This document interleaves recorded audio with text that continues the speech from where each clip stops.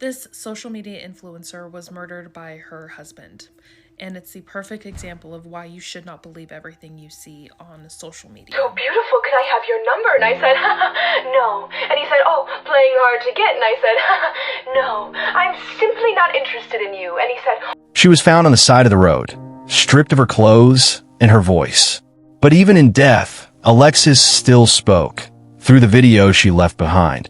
Thousands watched her smile, pose, laugh. But when internet sleuths replayed her final uploads, they started seeing things no one noticed before. And what her followers uncovered pointed straight to the man she once called her husband. Before the headlines, before the hashtags, she was just Riley.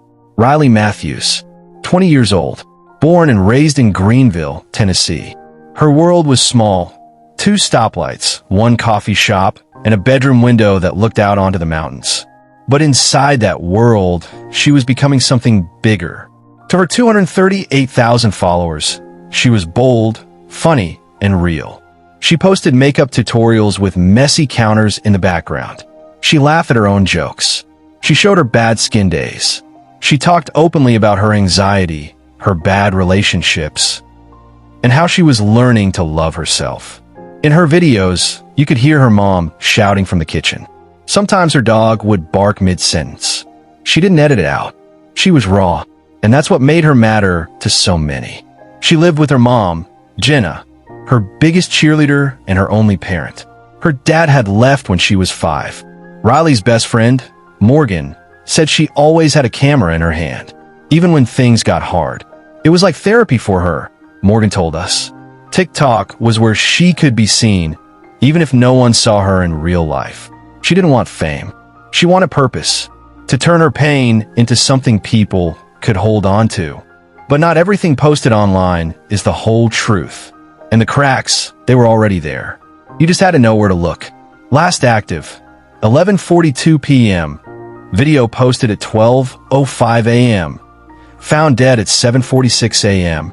This setup not only humanizes Riley, but also adds a layer of duality. Online visibility versus personal vulnerability. It lays emotional groundwork, gives the viewer someone to root for, and subtly plants suspicion that something dark was already taking shape. It was a Thursday night. Riley had promised her followers a new GRWM at 10 p.m. She was filming from her bedroom like always, ring light on, music low, voice steady. But something was different. She seemed distracted, eyes darting off camera. She fumbled her concealer. She kept glancing toward her door. I swear I just heard something. She laughed nervously, brushing her hair behind her ear.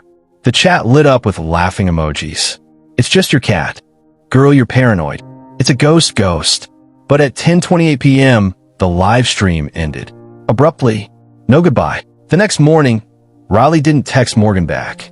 She missed a scheduled FaceTime with her mom. And by noon, her fans had flooded her last post with comments. Are you okay? Where are you? You good? At 3:41 p.m., a neighbor called in a welfare check. The officer knocked twice. No answer. The door was unlocked.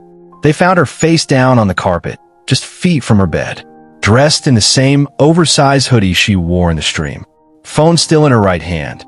TikTok still open. Blood had soaked into the rug beneath her. A faint red spray clung to the wall near her desk. Thin, directional, controlled. The lights were still on, but the air in the room felt still, like everything had stopped hours ago. Written in thick black eyeliner across her vanity mirror were 6 words. Everyone saw, but no one helped. There were no signs of forced entry. No defensivos. No signs of a break-in. The report later noted, the scene was clean, deliberate, quiet, and yet something felt wrong. Her phone's camera roll showed no new photos after 10:26 p.m., but her TikTok drafts folder contained a video no one was meant to see. Investigators would later describe the footage as haunting, shaky, dim, her voice barely a whisper, just a few seconds long, but long enough to hear her say, "He's here." Time of death, estimated between 10:30 p.m. and 11 p.m. When detectives arrived at the scene, there was no weapon, no sign of a struggle, No fingerprints other than Riley's, and her phone never left her hand. So they started with what she left behind, her digital world. Her TikTok account had over 500 videos. Makeup routines, trending dances, tearful late-night confessionals.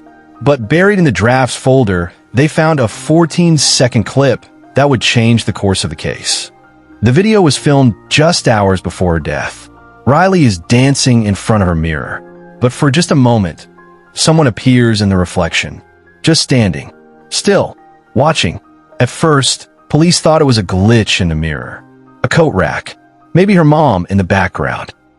But when they enhanced the frame, they saw a figure. Male, broad shoulders, hoodie. He never moves, but he's watching her. She doesn't seem to notice. Forensic techs verified the video's timestamp, 9:42 p.m., less than an hour before the stream went dark. She was never alone. They now had two chilling truths. Riley's killer was likely inside her apartment, and he was there long enough to be captured on camera. As the video gained traction online, the theories poured in. Riley's followers became amateur sleuths. The hashtag Justice Riley hit 8.2 million views in a single weekend. Police began tracing possible suspects, starting with the most obvious.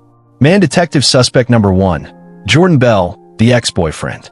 Jordan Bell, 22, Riley's ex. Their breakup had been public, too public. Comments on their old videos showed them arguing. Riley had blocked him in February. He had messaged her from at least 4 different fake accounts since. "You're not safe without me," he once wrote. But the timeline didn't line up. Security footage placed him 30 miles away that night. Police confirmed he clocked into work during the hours Riley died. Still, people weren't convinced. Man detective suspect number 2, the fan, ICJurl_91. Then came the fan, a username that popped up again and again in Riley's comments at ICJurl_91. The comments started harmless, fire emojis, heart eyes, praise. But they turned darker. "You belong to me. I know where you live. I'll find you." Detectives traced the IP address. It led to a college campus 3 states away. A 19-year-old student. He claimed it was a prank. He had never left Ohio, and he had a dorm camera alibi. Man detective suspect number 3, the stalker, local reports.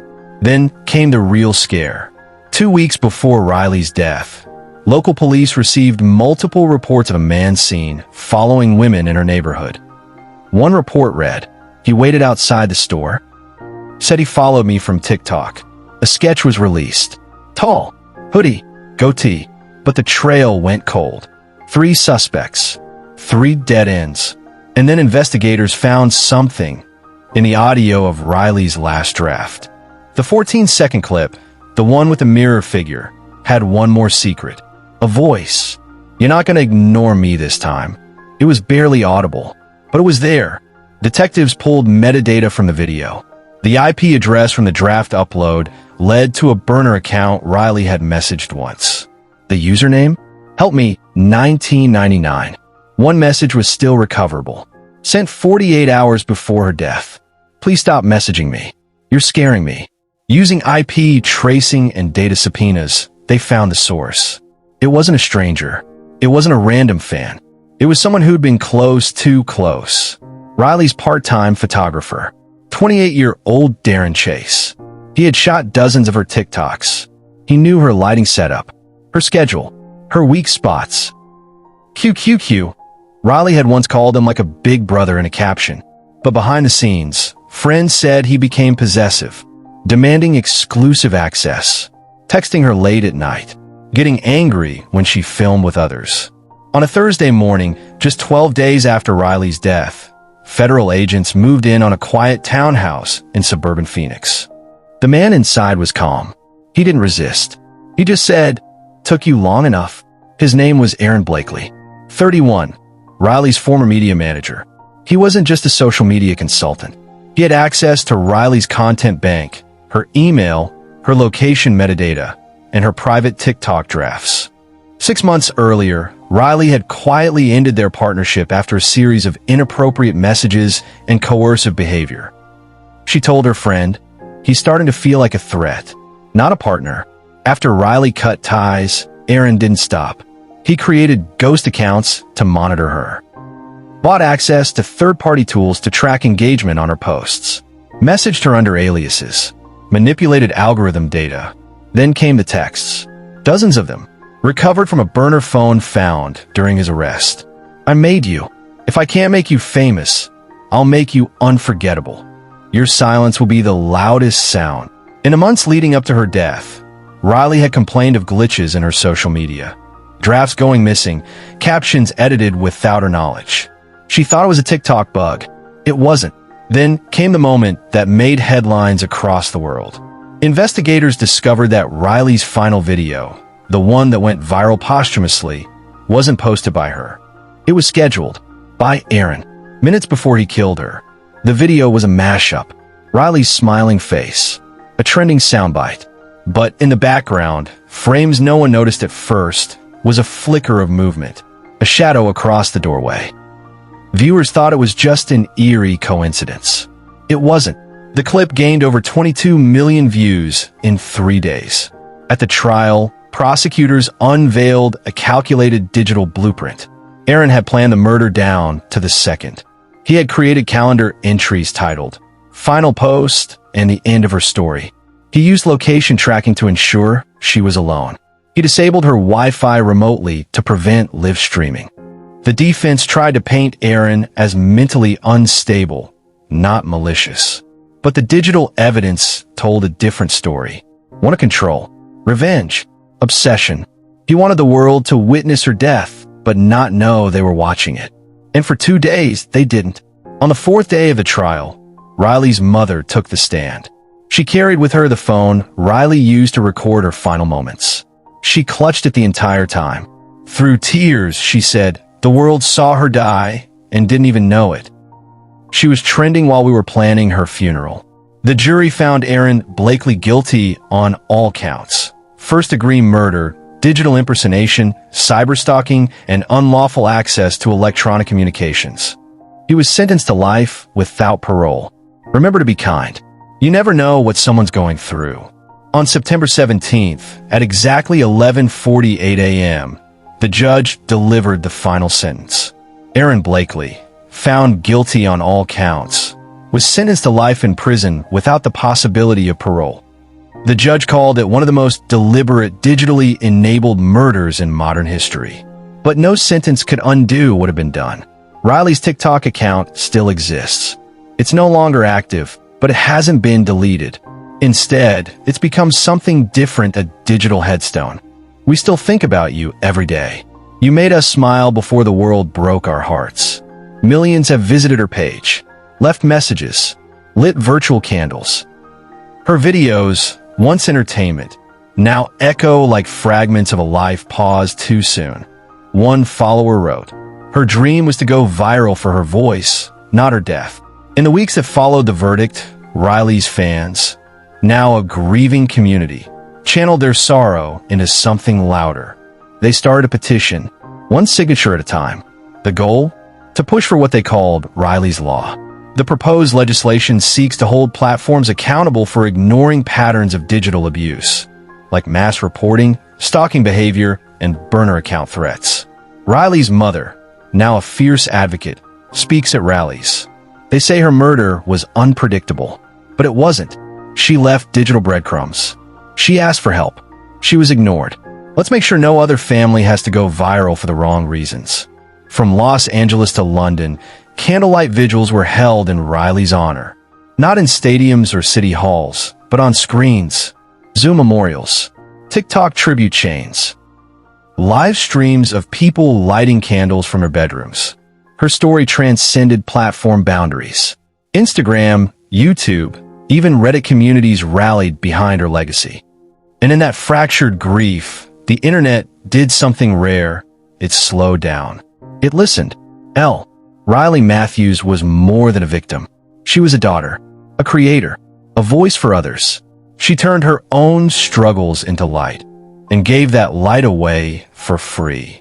Now, she's remembered not just for how she lived, but for the way the world failed her. A voice silenced but not forgotten. Yellow Square, this marks the emotional crescendo of your true crime chronicle. Riley Matthews never planned to become a symbol. She wanted to make people laugh, to connect, to heal others through what she had once survived.